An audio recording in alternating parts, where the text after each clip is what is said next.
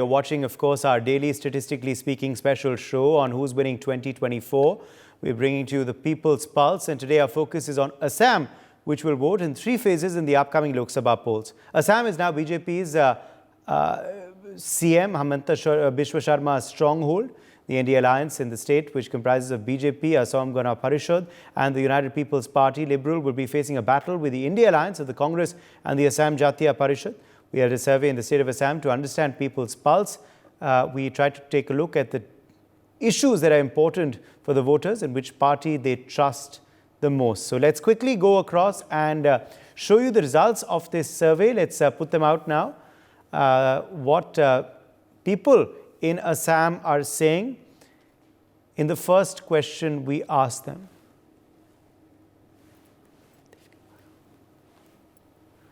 So the first question, of course, we asked was, what is your biggest issue in the Lok Sabha elections? Let's just take me on the screen as well so I can see the graphic a bit better.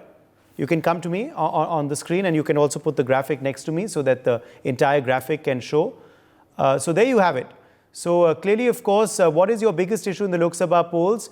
Development is 24.15%, but the highest is unemployment. So the highest amount of people in Assam believe that unemployment, that is 33.12% of those surveyed, is the biggest issue.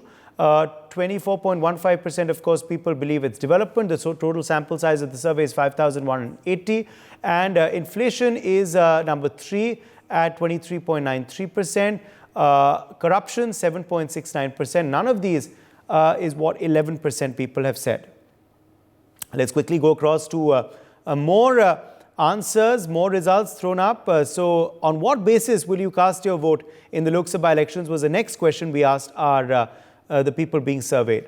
Work done is what 57.26% people said. So 57.26%, that's an overwhelming majority, people believe they will cast their vote on work done. 24.36% people said it's party. 24.6% people believe it's party. Could we please go to the next slide? Could we please go to the previous slide, the number 2 question that we asked our people being surveyed?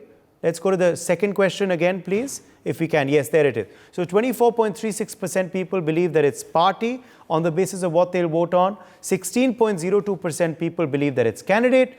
And 0.64%, that's negligible, almost saying religion. 1.72% people believe that it's none of these. Let's go to our next question then.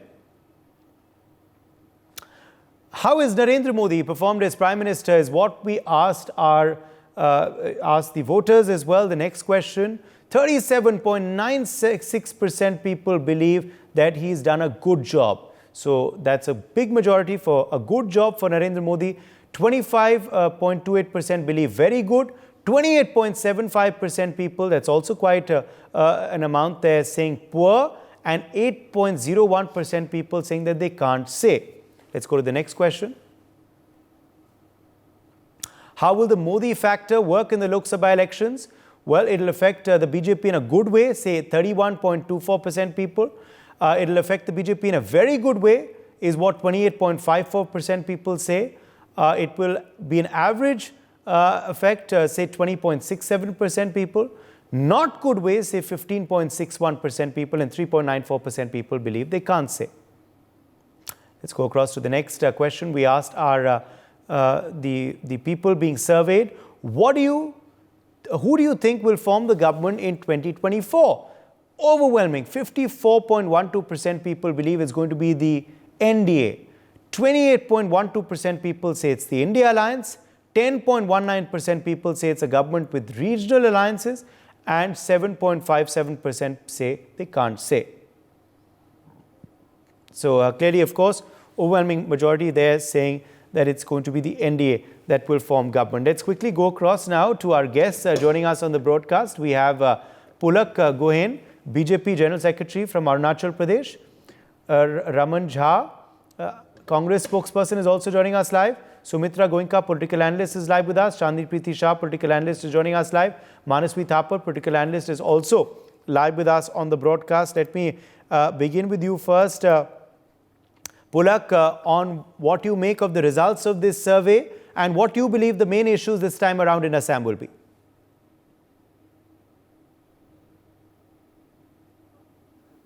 जो आगामी लोकसभा का निर्वाचन है जी, इसमें आपको असम में हमारा total, मैं आप अरुणाचल बताया, मैं actually state general secretary Assam के हूं, तो असम में टोटल 14 लोकसभा है।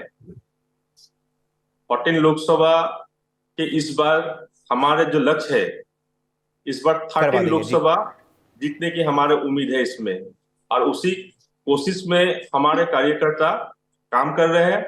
और हमारे असम के जो माननीय मुख्यमंत्री है डॉक्टर हेमंत बिस्वा शर्मा जी, उनका जो पॉपुलैरिटी है और मोदी जी की जो वेलफेयर स्कीम्स जो असम में चल रहा है, बहुत अच्छी तरीके से चल रहा है।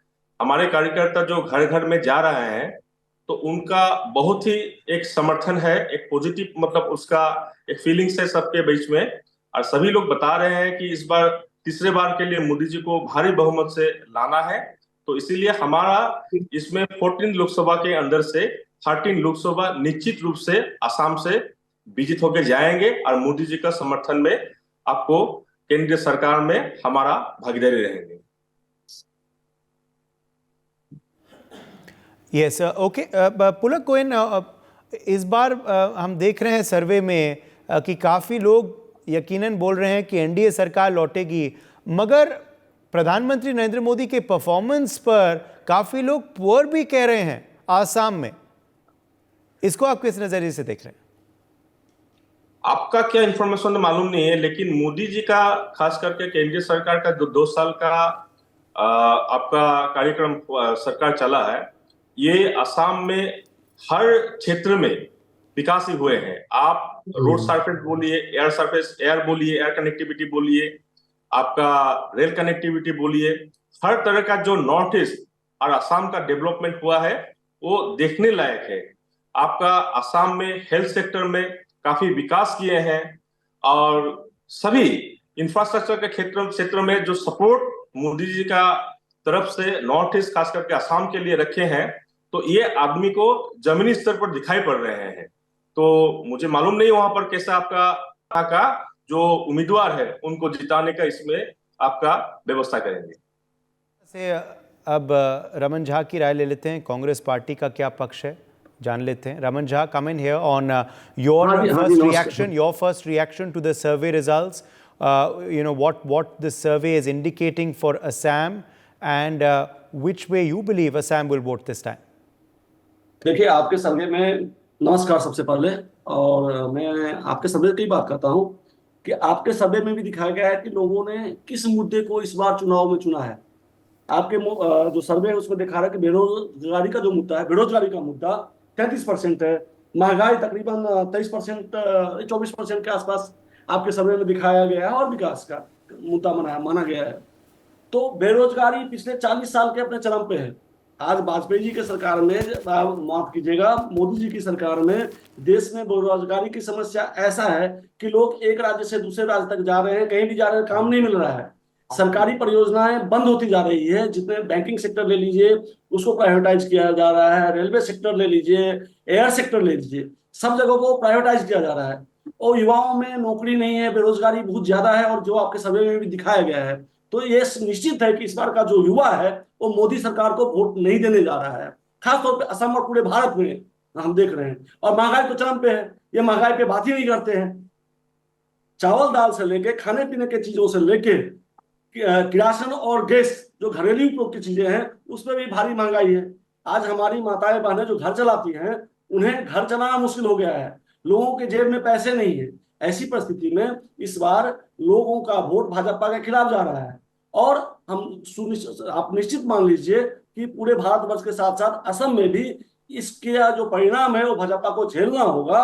और भाजपा यहाँ से ज्यादा सीट जीत के नहीं जा रही है, 2 से 3 सीट हम मान रहे हैं कि यहाँ से जीत के जाएगी, क्योंकि जिस दिन आपका बक्सा खुलेगा, ईवीएम खुलेगा और काउंटिंग के दिन इनका जो सपना है वो पूरा नहीं हो पाएगा, अधूरा रह जाएगा। ऑलराइट रमन, मैं छोटा सा जवाब पुलक से लूंगा और वो आपको जवाब देना भी चाहते हैं, मगर रमन झा, मैं आपसे पूछना चाहूँगा कि जो मोदी फैक्टर है इसका क्या इफेक्ट रहेगा असम में, और अभी भी काफ़ी लोग मगर कह रहे हैं कि एनडीए सरकार बनाएगी। हाँ, मुद्दों के बारे में तो बात हो ही रही है सर्वे में, मगर जब सरकार बनाने की बात आती है तो लोग भी कह रहे हैं कि एनडीए बनाएगी। इतना विश्वास इंडिया में क्यों नहीं है? नहीं, इंडिया में तो विश्वास है। आप कह रहे हैं या सर्वे क्या कहता है, जो भी है। कई बार आपने पिछले चुनाव में भी देखा होगा कि अभी तो प्रिलिमिनरी सर्वे है, अभी चुनाव होना बाकी है, अभी आपको कई दौर के सर्वे करने होंगे। और लोगों को पहले लग रहा था कुछ दिन पहले या कुछ महीना पहले कि हो सकता है कि बीजेपी सरकार में आए, लेकिन जैसे जैसे चुनाव नजदीक आता जा रहा है, बीजेपी के प्रति लोगों के मन में जो आक्रोश है निकलता जा रहा है। ये जो लोगों जो मन में आक्रोश पाल के रखे थे इतने दिन, अब चुनाव जैसे जैसे नजदीक आ रहा है, लोगों के मन में डर भी था पहले कि अगर हम कुछ कहते हैं सरकार के खिलाफ या सर्वे में या कहीं भी सरकार के खिलाफ कहते हैं तो या तो आपके पास पुलिस का फोन आ जाएगा, बड़े लोग हैं तो उनके पास ईडी का, सीबीआई का, डीआ का फोन आ जाता है, तो लोग डरे हुए थे। अब जैसे जैसे चुनाव नजदीक आ रहा है, लोग भी अपने आक्रोश को बाहर निकाल रहे हैं और इसका परिणाम इनको भोगना होगा। आने वाले चुनाव में देश के युवा, देश की माताएं, बहनें और बेरोजगार युवक और जो लोग आज जिनकी नौकरी, कई लोगों की नौकरी छूट गई है, वे लोग इनसे बदला लेंगे वोट के जरिए। वो अपना मतदान इंडिया के पक्ष में करेंगे और एनडीए की सरकार इस बार कहीं भी बनने नहीं जा रही है। भले ही आप जितना भी इसको एक हाइप दे दे मीडिया में, चाहे सोशल मीडिया के जरिए, लेकिन बटन तभी दबता है, ईवीएम हो या पोलिंग स्टेशन पर जब जो लोग जाते हैं और जब बटन दबाते हैं तब पता चलता है, जिस दिन खुलता है तो सारी की योजनाएं, परियोजनाएं और संभावनाएं धरी धरी की धरी रह जाती है। इन्होंने विकास की बात कहा था, आपको बता दें कि असम में ये हेल्थ सेक्टर के विकास की बात कर रहे हैं। ग्रामीण क्षेत्रों से लेकर शहरी क्षेत्रों में हॉस्पिटल में डॉक्टर नहीं है, ये हॉस्पिटल तो बना रहे हैं। असम पे 1,53,000 करोड़ का कर्जा इन्होंने थोप दिया है असम के लोगों पे।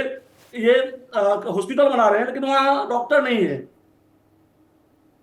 इस तरह महंगाई की हालत ये है कि ये विकास की बात करते हैं। आप आके देखिए, ग्रामीण क्षेत्रों में जाइए तो लोग क्या कह रहे हैं महंगाई के बारे में। ये कहां से चुकाएंगे 1,53,000 करोड़ का कर्जा? इसकी मार तो जनता को ही भोगना पड़ेगा ना, जनता की जेब से ही जाएगा। जी, चलिए मैं पुलक से जवाब ले लेता हूं। Pulak, why don't you respond, go ahead. देखिए जी, रमन जी ने जो बताया है, मुझे मतलब रमन जी क्या हिसाब से बताया मालूम नहीं है।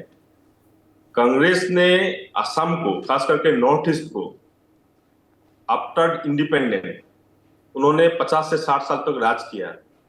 नॉर्थ ईस्ट को, असम को वो मेन स्ट्रीम से बिल्कुल ही कट कर दिए थे। वो आपका इमोशनली कनेक्टेड हो या आपका डेवलपमेंट के इश्यूज में हो, उस चीज में आपका इंटरेस्ट नहीं था कांग्रेस के दिन में। हमको बोलने में तकलीफ लगता है, 10 साल प्रधानमंत्री बने थे मनमोहन सिंह जी ने, वो असम से चुन के गए थे। वो असम कितने दफा आए हैं, असम के लिए वो कितना काम किया है, लेकिन मोदी जी आज 10 साल में नॉर्थ ईस्ट में उन्होंने लगभग 50 से ज्यादा काम उन्होंने खुद नॉर्थ ईस्ट में आए हैं, असम में आए हैं।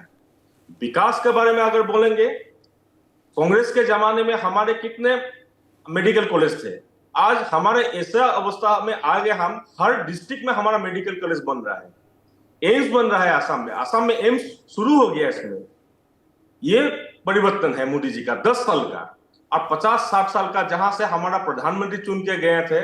लेकिन हेल्थ सेक्टर के बाद जो बोल रहे हैं भाई साहब, आप आइए, मुझे मालूम नहीं रमन जी गांव में आते कि नहीं, हर जगह में हमारा अच्छे से मेडिकल के बने हैं, पब्लिक पीएचडी बने हैं, उसमें डॉक्टर है, नर्सेस है, मेडिसिन वगैरह है। आप आइए, खुद से विजिट कीजिएगा एक साथ में। आप क्या सुनिए एक बार रमन जी, मुझे बोलने दीजिए, आप दोबारा बोलेंगे, आप बोलने के टाइम में नहीं बोले, प्लीज बोलिए। क्या है तो हेल्थ सेक्टर में उन्होंने जो बोला है, कांग्रेस का कार्यकाल का 50-60 साल का जो उनका शासन था उसका और 10 साल का मैं बोल रहा हूं, 10 साल का एक कंपैरिजन आप कीजिए। असम का एक हेल्थ सेक्टर का बात है, इंफ्रास्ट्रक्चर डेवलपमेंट का, आज असम में 4 लेन हाईवे कहां पर नहीं बने हैं, सब में कंस्ट्रक्शन का काम चल रहा है। आपका कांग्रेस के जमाने में एक रास्ते के लिए हमको मतलब आपका आंदोलन करने पड़ता था। आज असम का 4 जो हमारे रिफाइनरी है कांग्रेस के जमाने में, और रिफाइनरी का कैपेसिटी उसको इंक्रीज नहीं किया गया था, उसके लिए आंदोलन हुआ, बहुत से शहीद हुआ, असम से तेल लेके गया था। आज असम का हर रिफाइनरी का कैपेसिटी इसको इंक्रीज किया गया है। असम में आज बाहर स्टेट से क्रूड ऑयल असम में आता है, असम का रिफाइनरी में है। ये मोदी जी का परिवर्तन है असम के लिए। आज अगर रोजगार असम में मिलता है, पैसा देकर रोजगार नहीं मिलता है। कांग्रेस के जमाने अगर किसी गरीब आदमी का वो बच्चा अगर अच्छे से पढ़ लिया लेकिन उसका पैसा नहीं है तो उसका नौकरी मिलने का कोई उम्मीद जी नहीं था। चलिए आप असम में आइए, ठीक है ठीक है, चलिए बाकी मेहमानों का भी मैं रुक करना चाहूंगा। मैं आपके पास वापस लौटूंगा पुलक गोइन। Let me bring in Manasvi Thapar. Manasvi, obviously the BJP quite confident of a good showing in Assam. They believe the Modi factor will help them. You were just hearing what, of course, their leader from Assam had to say. Your response to him. Also, Manasvi, what do you make of the survey results, the responses that we've got, giving us a pulse of the Assam voter? See, as per the survey, it is clearly indicative that BJP is going to rule the charts in the Lok Sabha upcoming election in the 14 seats. And apart from that, historically in the last 10 years, what we have seen is there is a dramatical shift from Congress base to BJP base. It is not denying on that front. And BJP has consistently increased its votes and vote share and also its seat bank. So that's a total tally. And there is a conviction of BJP to look towards Assam. So that is something which was supposed to be a Congress bastion post independence. It was always about Congress, and after the 1980s Assam Accord, once it was signed and once it was settled, it was a huge way for the Congress, and the people of Assami people believed in the vision of Congress. So what happened in the last 10-15 years is, most specifically in the last 7 years, is BJP has been looking towards east, towards consolidating its vote bank, towards consolidating the vote share there. And also one very important factor what we have seen in Assam specifically is that the Karyakartas have moved out from Congress to BJP seamlessly. So BJP has completely hijacked, or we would say completely taken over the Congress unit there. So that is something which is on the beneficiary of the BJP, is on the beneficiary factor of the BJP. While on the Congress end, Congress is not able to control its own vote bank, one, and also could not depend upon the larger victories which they had in terms of policy, in terms of commitment towards that. They are not able to present what they have done. So Assam Accord, if you go back to the 1980s, was an impossible task for any government to do that. Congress had that mandate, Congress had that will, that is why they could do that. So now they are not able to create that kind of leadership. So that's a big problem for Congress to create a vote bank for themselves. While on the BJP end, they know historically they didn't have a vote share there. Historically, they didn't have a vote bank there. So what they did was, so they took over the credible second line leadership of Congress one by one and had given them much better opportunities, much better chance, a great route from the center and the state bridge has been established by the BJP, and they're giving them whatever they could. So what has happened now is the Assami Congress Karyakarta is a great in Congress is on the incubation of Congress leadership, and then once they pass on that incubation, they are immediately taken up by the BJP. So this is what is happening, and now the new leadership has not been created, the new voter base has not been created, so it is sidelining. So what is happening is the Congress vote share is something which is drifting towards BJP. So that's a major concern for Congress. And on the BJP, it's on a win victory. It's on a juggernaut specifically in Assam. If you look at the region-wise, last election they got 9 seats. I think in this election they could touch between 11 to 13. That is the kind of BJP mandate is going to be in Assam. Okay.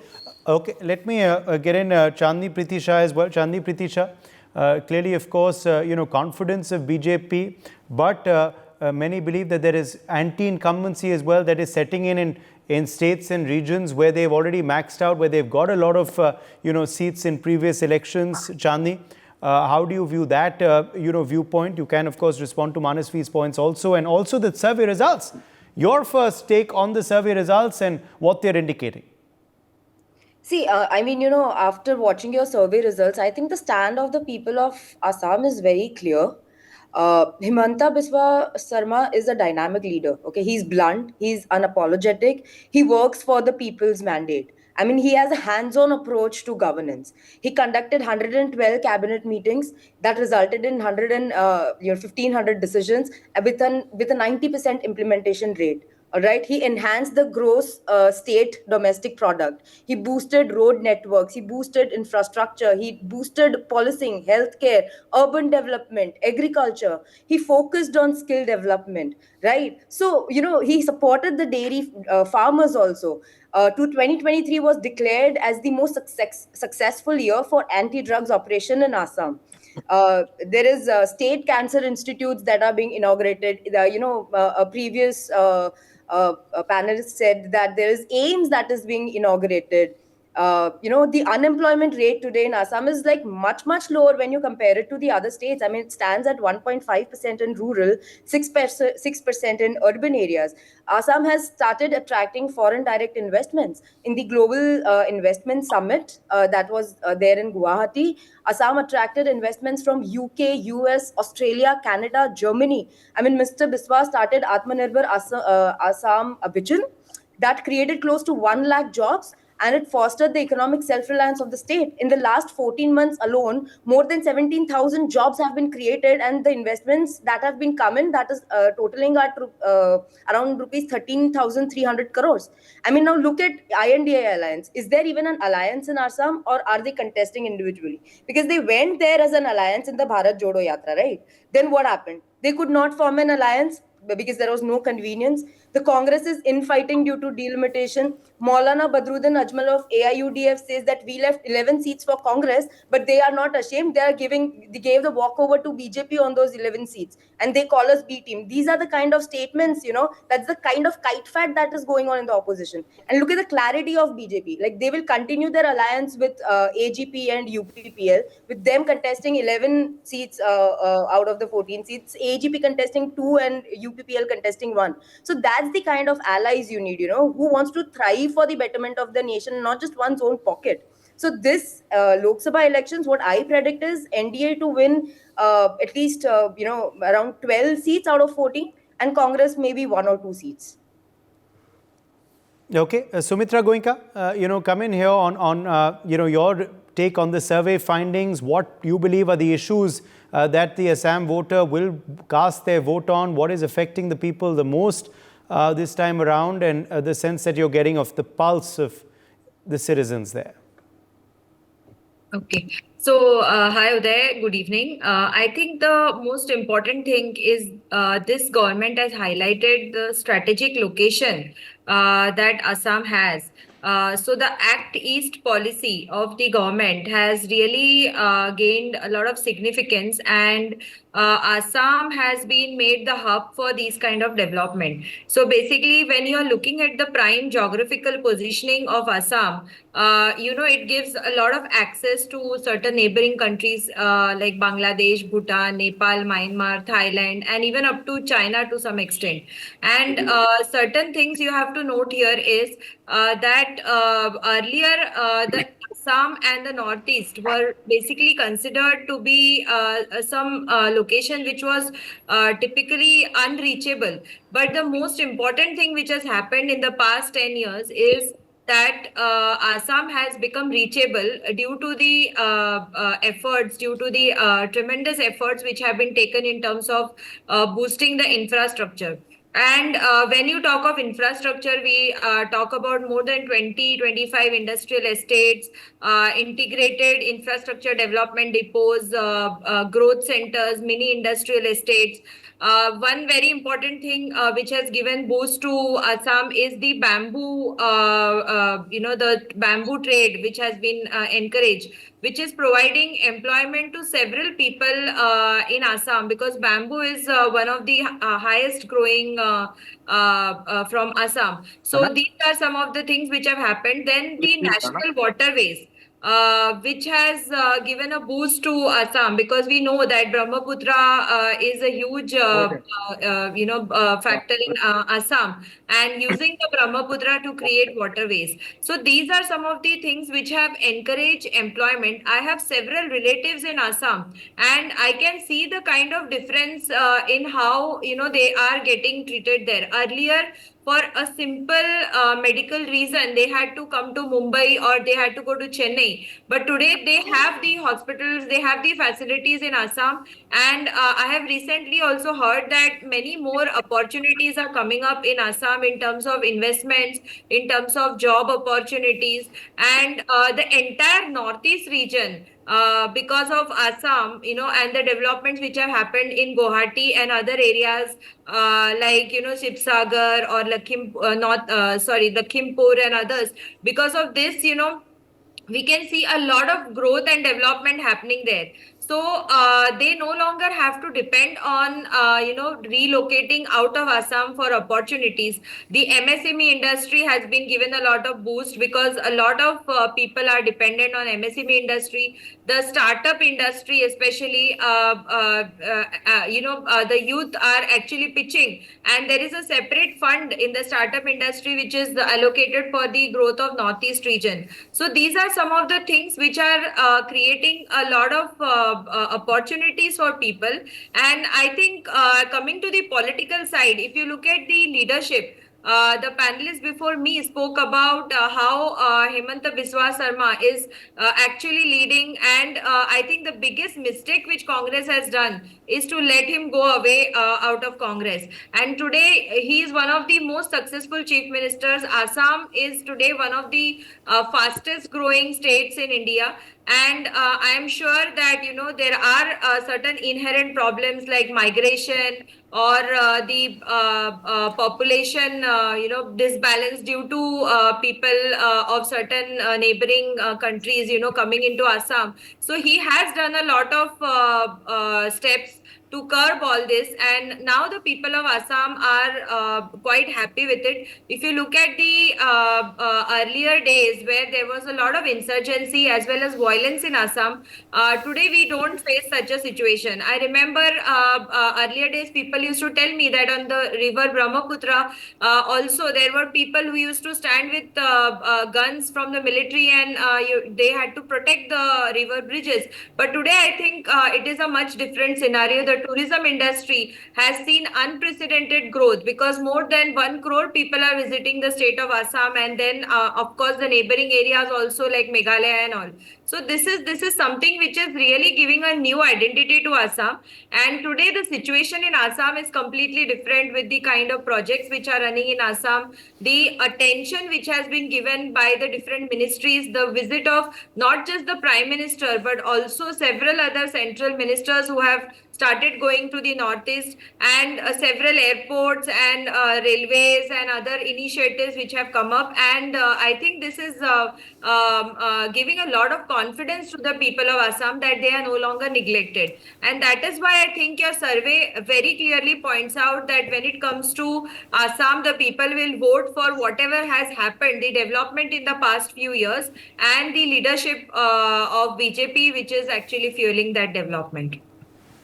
Okay, let me quickly take that also across to back across to Raman Jha for his response. Raman, आपने सुना है कि चांदनी और सुमित्रा क्या कह रही हैं कि आसाम में किन किन मुद्दों पर लोग अब वोट करेंगे और किन किन फैक्टर्स के आधार पे उनको लग रहा है बीजेपी को बढ़त मिलेगी इस राज्य में? देखिए, ये तो आपके सर्वे में भी मैंने पहले भी कहा कि आपके सर्वे में साफ तौर पे कहा गया है कि महंगाई, बेरोजगारी, ये सब मुख्य मुद्दे होने वाले हैं असम में।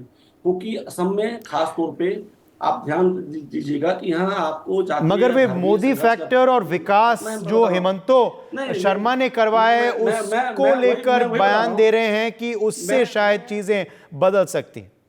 नहीं, वही मैं बता रहा हूँ कि उन्होंने कहा कि पिछले हमारे पुलक गोहाई जी ने कहा कि मनमोहन सिंह 10 साल तक असम के से प्रतिनिधि थे राज्यसभा के और भारत के प्रधानमंत्री थे, उन्होंने क्या किया। तो मैं उनसे कहूंगा, मैं ज्यादा अभी उन्हें विवरण तो नहीं दे पाऊंगा यहाँ, लेकिन मैं कहूंगा कि मनमोहन सिंह जी के ऊपर एक किताब लिखा हुआ है, untold story of Manmohan Singh, profitable book है, उसे वो जरूर पढ़ें। अगर उनके पास नहीं है तो मैं भिजवा दूंगा, जिसमें असम के ऑयल सेक्टर को लेकर, फर्टिलाइजर सेक्टर, टी गार्डन्स और असम अकॉर्ड के तहत जो असम के संस्कृति और साहित्य के संरक्षण के लिए शंकरदेव कला क्षेत्र जो गुवाहाटी में ही है, उसके लिए भी मनमोहन सिंह के दिन में असम का जो विकास हुआ, और वो आज तक नहीं हुआ। पिछले 10 साल से मोदी जी भी हैं, उन्होंने कितने पैसा दिया है असम के लोगों को विकास के लिए। देखिएगा, आज असम 1,50,000 करोड़ के कर्जा के नीचे दबा हुआ है।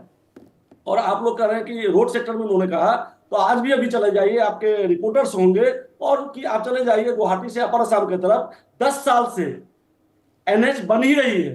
लोअर असम में आप चले जाइए, बरपेटा से आगे चले जाइएगा तो कोकराझार या बीटीसी एरिया में आज भी नेशनल हाईवे बन ही रहा है, जो 10 साल से। और एक भी प्रोजेक्ट, चाहे वो रेलवे का प्रोजेक्ट हो, असम में 80% गांवों में बिजली राजीव गांधी बिजली परियोजना के तहत गई थी। असम में ये कह रहे हैं कि बिजली का या रेलवे 90% के असम के सराउंडिंग नॉर्थ ईस्ट स्टेट जो है, नॉर्थ ईस्ट स्टेट में प्राय सभी राज्यों को रेल परियोजना से जोड़ने के लिए, रेलवे से जोड़ने के लिए परियोजनाएं कांग्रेस के दिन में ही शुरू हुआ था। हाँ, फिनिशिंग इनके दिन में हो रहा है, 90% का कांग्रेस के दिन में हुआ था। ये मैं कहूंगा इस बात को लेकर कि मोदी जी बहुत भाग्यशाली हैं कि फीता काटने के लिए, जो ओपनिंग करने के लिए जरूर आ रहे हैं लोग।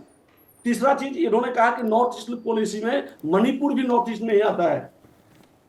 तो आप देख लीजिए मणिपुर की स्थिति क्या है, वहां की कानून व्यवस्था को देखिए, वहां के लोगों के जो आज हालत है देखिए। आपने छोड़ दिया है मणिपुर के लोगों को मरने के लिए।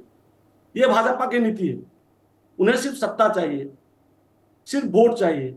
आप बार बार कर, आप मुझे बताइए ना कि पिछले 10 साल में हेमंत बिश्व शर्मा की सरकार और सर्बानंद सोनोवाल की सरकार और मोदी जी की सरकार ने असम के विकास के लिए किस किस प्रोजेक्ट को लागू किया।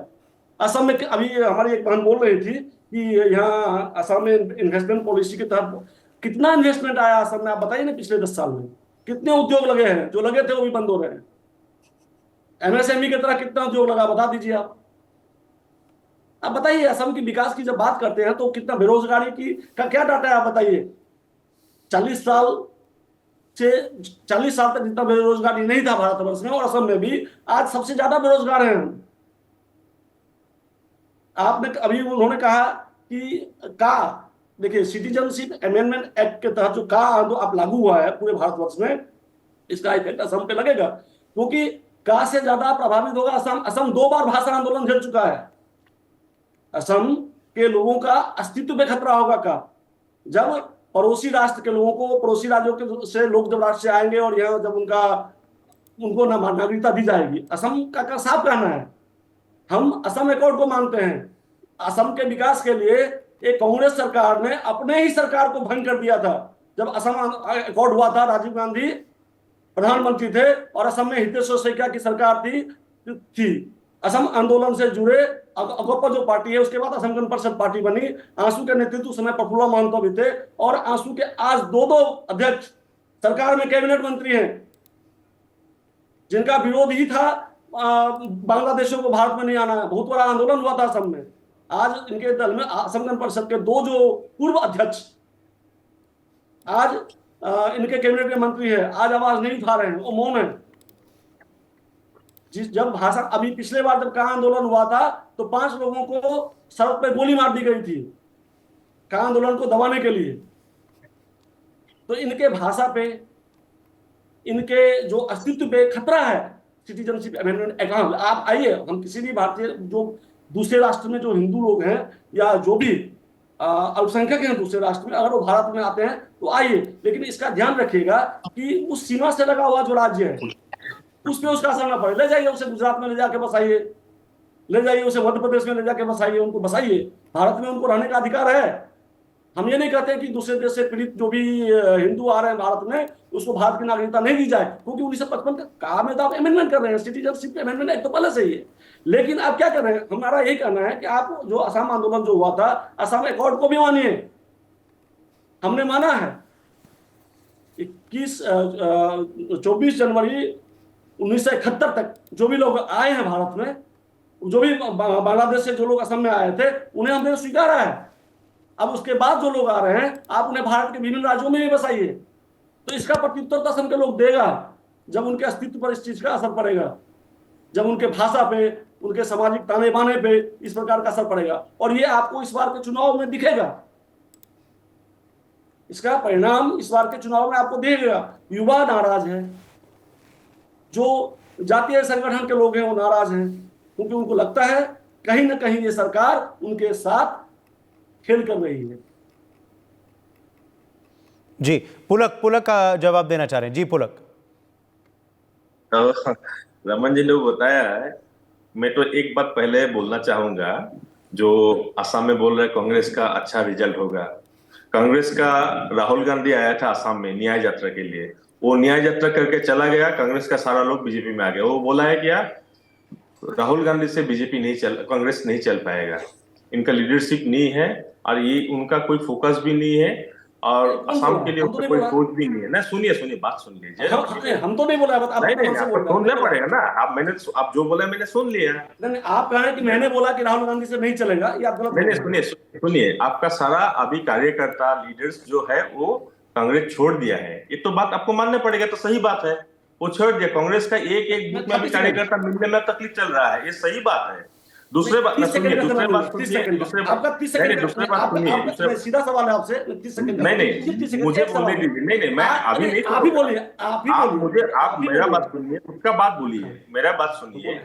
आपने बोला सीए के बाद, आपने असम एक आंदोलन के बारे में बोला है। आप लोगों ने असम आंदोलन में जो 5 साल चला था, 855 लोगों को गोली मारकर मारा था असम में, शहीद हुआ था जिन्होंने। आपका सरकार चल रहा था उस समय सुनिए असम आंदोलन में आपके टाइम में 855 को गोली मारकर शहीद किया था। असम एकॉर्ड में आपने आईएमडीटी एक्ट, जो एक ड्रैकोनियन लॉ है, उसको आपने इंपोज किया था असम के लिए, जिसको खारिज किया गया सर्वोच्च न्यायालय द्वारा। आपने किया था, कांग्रेस ने किया था, इसको आपको भूलना नहीं चाहिए भाई साहब। दूसरा, बेरोजगारी के बारे में बोल रहे हैं।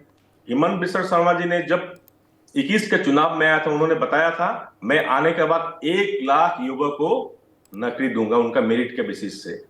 उन्होंने अपना कमिटमेंट रखे हैं। उन्होंने 1 लाख लोगों को नौकरी दिया गया, बिना पैसे से नौकरी दिया है। उनको उम्मीद बढ़ गया है। अभी असम का जो अनएम्प्लॉयड यूथ है, उनको उम्मीद है कि अगर मेरिट के हिसाब से जाएंगे, असम में हमको जॉब मिल सकता है। कांग्रेस के दिन में ये सोच कभी भी नहीं मिल सकती। इसीलिए कांग्रेस के टाइम में बहुत सा युवक आपका दूसरे लाइन में चला गया था, हथियार उठाया था। आज असम में हथियार उठाने का ग्रुप नहीं है, सब सीज फायर में आया गया। ये बात सही है, इसको जमीनी स्तर पर दिखाई पड़ रहा है भाई साहब, आप इसको मानना पड़ेगा इनको। आज ये स्तर पर पहुंच गया है। आप बोल रहे हैं एनएस का हाल ऐसा है। मैं अपर असम से बिलोंग करता हूं। अपर असम का जो टोपोग्राफी है, जो इसमें ज्योग्राफिकल पोजीशन है, आपको सबको मालूम है, इसमें कितना चैलेंजेस है। एनएस का काम जिस तरह से इसमें उस चैलेंज को ओवरकम करके आप कर रहा है, कांग्रेस के दिन में इसको कर नहीं पाया था। आपने बताया था मनमोहन सिंह जी ने काम किया था, सभी जो 2-4 काम लिया था, सभी काम को इनकम्प्लीट करके गया था। 20% 30% ऐसे इसका इंप्रूवमेंट था। मोदी जी आने के बाद फर्स्ट टर्म में उन्होंने ये बोगीबिल को उसको कंटिन्यू किया और बोगीबिल को आप समर्पित किया आकर के खुद। ग्रेस केकर प्रोजेक्ट जो आपका बनाया था डिब्रूगढ़ का लेपेटकोटा में, वो आपने किया था। हमारा सरकार आने के बाद ग्रेस केकर प्रोजेक्ट जो है उसको चालू किया गया है। धला सदिया का जो ब्रिज है उसको आप कंप्लीट नहीं कर पाए, 20% करके रख दिया, सालों साल उसको लटका के रख दिया। वो मोदी जी ने आके तुरंत ही उसको व्यवस्था किया है। ये थे कांग्रेस सरकार और भाजपा सरकार का डिफरेंस। आज पब्लिक को दिखाई पड़ रहा है कौन काम कर रहा है, कौन नहीं कर रहा है। मुझे मालूम है रमन जी, आप आज कांग्रेस के तरफ से बोल रहे हैं, इसलिए आपको बोलना ही पड़ेगा। आपको भी मालूम है कांग्रेस ने 50-60 साल में किया क्या है। अब भाजपा मोदी जी हेमंत बिस्वा शर्मा सरकार ने क्या किया है। मुझे हाँ जी, Manasvi Thapar coming in. Manasvi Thapar coming in. Yeah. So it has been drifted from what is the today's topic of who's winning election towards what is Manipur, and Manipur, obviously your team is going to come up with Manipur, but right now, see, the optics, presentation and the perception goes towards the BJP. Not that there are no problems in Assam, not that everything is hunky-dory in Assam. There are problems, but somehow that communication has not been able to go towards the voters of Assam. So that is a basic specific question which comes to the minds of the voters of Assam. So something is missing on that front. A political party which could do a humongous task of Assam Accord somehow could not communicate what they can do and what their leadership stands for Assam. What is the parallel story of the people of Assam which the Congress could say? That is not there. The House of India Alliance, as Chandni ji said previously, is also not settled. So who's going to be what are they going to do? It does not look good. So what is happening here is the perception is a confused perception, and the vote base, the vote share every election going down for Congress, and they cannot take care of their own karyakartas who start from the lower leg, rise up to the top level, and somehow they can't control them in their own leadership. They groom them, and they immediately give it to BJP, and BJP is ready to outsource them because BJP understands this very well. They don't have a vote base there. They don't have a cadre there, so they are ready to outsource all the leaders of Congress. So that's a basic problem with the Congress. They're letting it go. They're letting the vote share go. They're letting the leaders go, and they cannot control it out. A party which has done so much for Assam, but when it comes down to giving a speech on it or giving a communication of what they have done, they don't have it. The maximum they could say is or communicate is that Modi ji is just cutting ribbons. While they have done the 80% of work, that's true. But apart from 80% of work, there's tremendous of work which they have done. And look towards East was a policy started by Indira Gandhi. And it was specific towards looking at East and more specifically towards looking at Assam. So there were tremendous work which was done by Congress. But somehow that communication is not coming out. The communication is not right. Yes, okay. Well, we are beginning to run out of time, so I'm going to quickly get in last words from Chandni and Sumitra. Chandni, Pritisha. So, I would like to first fact check Mr. Ramanja. It's according to Mr. Rahul Gandhi that the unemployment rate in India is currently at its highest in the last 40%. He made this statement addressing a gathering in Gwalior. Actually, the national job creation stands at 21.42 crores in last 10 years. And that is according to the data provided by EPFO and ESIC. And that's based on considering just 63% conversion rate and not 100%. According to the economic and fiscal outlook by the Office of Budget Responsibility, the predicted GDP growth rate for the last fiscal year was 0.8%. The actual GDP growth rate we achieved that was 7.6%. The current debt of Assam stands at 1.15 lakh crore, which is well within the permissible limit with the debt to GSDP ratio of 23.47%. The center has provided an amount of 16,600 lakh to Assam out of the budget allocation of 17,825 lakhs. Against 1,495 schemes. So it's not like that the center and the state government of Assam are not working in sync. As you know, Manas, we very rightly said, there's a communication problem, like not able to, the message not able to reach the people. But that is where the left, they play that game of setting that narrative around it. But time has changed. People like us come and we break their narratives. So, here we stand that NDA will come in 2024 with the majority. All right. Sumitra Goenka, you can have your last word. Sumitra Goenka? Okay, I think we've lost her. All right. Well, we've also, in fact, conducted a chopal on ground, speaking to people on the issues that are important to them. Let's play out what people told our correspondent.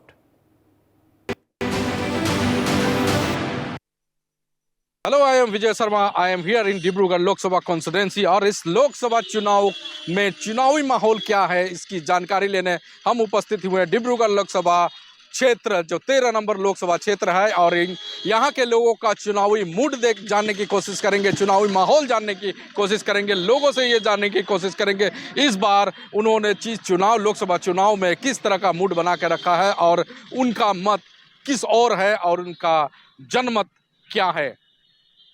एक किताब की दुकान में उपस्थित उनके मालिक हैं. चुनावी माहौल है पूरे असम में. पहला चरण का चुनाव 19 अप्रैल को दिया जाएगा. क्या लग रहा है इस चुनावी माहौल में?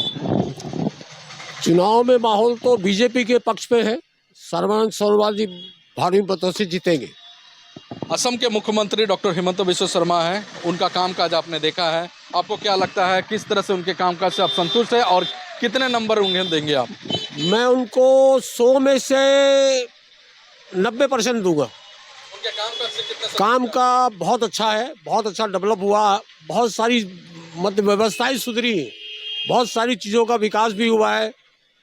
लोगों का मन इस बार फिर भाजपा के प्रति है.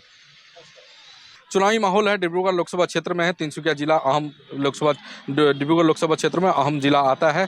क्या लगता है इस बार चुनावी माहौल में बयार किस तरह बह रही है? बयार एक तरफा बयार है, बीजेपी आएगी और काम किया सरकार ने और कोई दूसरा ऑप्शन नहीं है लोगों के पास में. असम के मुख्यमंत्री डॉक्टर हिमंत बिस्वा शर्मा हैं, काफ़ी तेज तर्रार मुख्यमंत्री कहे जाते हैं, तो उनके कामकाज से आप कितने संतुष्ट हैं? 100% बहुत बढ़िया, फर्स्ट क्लास। अगर अंक देने की अगर बात कहूँ तो कितने नंबर दीजिएगा? 100 में 100 देंगे, 10 में 10 देंगे। क्या लग रहा है इस बार चुनाव में डिब्रूगढ़ लोकसभा क्षेत्र में क्या होने वाला है? कैंडिडेट को देखते हुए तो बीजेपी लग रहा है। क्या पिछले 10 वर्षों से बीजेपी के कामकाज से कितने संतुष्ट हैं आप? बीजेपी का काम तो कांग्रेस से लगभग अच्छा ही किया है वो। असम के मुख्यमंत्री डॉक्टर हिमंत बिस्वा शर्मा हैं, उनके कामकाज से क्या लग रहा है आपको? बहुत खुश हैं हम लोग। कितने नंबर अंक देंगे 100 में से? आगे तो 99 तो दे ही दिया जाएगा ना। एक और व्यक्ति है, पान दुकान चलाते हैं, डिब्रूगढ़ लोकसभा क्षेत्र में है, हम मौजूद हैं डिब्रूगढ़ लोकसभा क्षेत्र में और तिनसुकिया जिले में मौजूद हैं और चुनावी माहौल का जानने की कोशिश कर रहे हैं।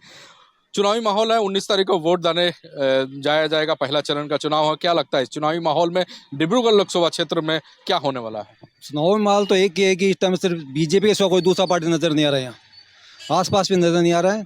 और मुख्यमंत्री का काम करीब ठीक ठाक ही रहा है, कानून व्यवस्था भी ठीक रही, रोड वगैरह काम हुए हैं अच्छे से। और क्या होता है, मुख्यमंत्री हेमंत बिस्वा शर्मा को कितने अंक देंगे आप? हाँ 100 में से 70-80% नंबर दिए जा सकते हैं उनको।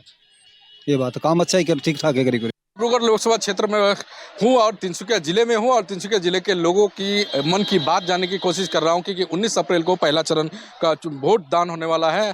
क्या लगता है आपको इस बार 2024 में जो लोकसभा चुनाव होने वाले हैं? डिब्रूगढ़ लोकसभा क्षेत्र काफ़ी अहम क्षेत्र माना जाता है। 14 लोकसभा क्षेत्र में असम के लोकसभा क्षेत्र जो 14 है उसमें से डिब्रूगढ़ लोकसभा क्षेत्र अहम है। क्या लगता है इस बार चुनावी माहौल किस तरह बयार बह रही है? माहौल तो वजह से बढ़िया है। सरकार ने हर क्षेत्र में अच्छा काम किया है, हर क्षेत्र में, रास्ते से लेके इन्होंने फ्लाईओवर वगैरह, एयर सर्विस वगैरह, ट्रेन वगैरह, काफ़ी अच्छा काम किया है इन्होंने। सिर्फ सरकार से मैं आग्रह करूंगा कि थोड़ा सा व्यापारी वर्ग के, मिडिल क्लास के वर्ग के थोड़ा सा ध्यान दे दें, बस उसी से यही मेरा आग्रह है। और बाकी सब 2024 में जो असम के मुख्यमंत्री डॉक्टर हिमंत बिस्वा शर्मा हैं और उनके कामकाज से आप कितने संतुष्ट हैं? उनके कामकाज से पूरे संतुष्ट हैं हम क्या पूरी दुनिया को संतुष्ट होना चाहिए असम वासियों को, जो उन्होंने काम किया हर क्षेत्र में, मेडिकल क्षेत्र में उन्होंने जो काम किया है। और उन्होंने कोविड के समय हेल्थ मिनिस्टर होने के नाते हर कोने कोने में, हर अस्पताल में जाके उन्होंने खबर लिया है और मरीजों को उन्होंने जितना सका है उतना मदद की दिया है उन्होंने। तो हम चाहेंगे कि उनको 100 में से 100 ही अंक मिलने चाहिए। धन्यवाद। असम के इस चुनाव माहौल में लोगों का मूड जानने की हम कोशिश कर रहे हैं और तिनसुकिया जिले के डेली बाजार में उपस्थित हैं।